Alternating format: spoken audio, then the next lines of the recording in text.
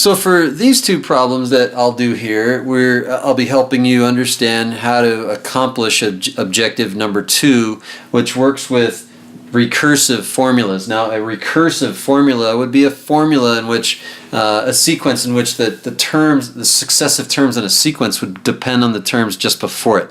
And so sometimes the next term depends on the previous term, sometimes the next term depends on the previous 2 terms, or whatever the pattern is. I'm going to show you one of each of those. Problem number 38, it shows us that our first term is 3. And so a sub 1 is 3. And then we're supposed to figure out what are the next 4 terms, because that's what it says. It says write down the first 5 terms. Well, our first term is already given to us. So a sub 1 is 3, but a sub 2 then, so we're going to use this part of the formula, and I'm going to write that out. So this is my, make sure you understand, that this is my a sub 1, and then I need my a sub 2, 3, 4, and 5, and I have to find my a sub 2 before I find my a sub 3, which you'll understand why here in a second. So a sub 2 then, I'm going to put a 2 in place of the n, and then I get 4 minus a sub 2 minus 1, so 2 minus 1 is 1, so we have 4 minus a sub 1, and a sub 1 was given to us to be 3, so 4 minus 3 is 1. So the next term is 1. And then we have to find a sub 3. So a sub 3, same thing, 4 minus a sub, and so now at this point you're going, okay, I just have to use the previous term. So the second term was 4 minus the first term.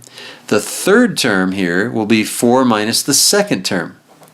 And it'll be a 3 minus, so 3 minus 1, so 3 minus 1, oh, I should put that there, 3 minus 1. So it's 4 minus the second term.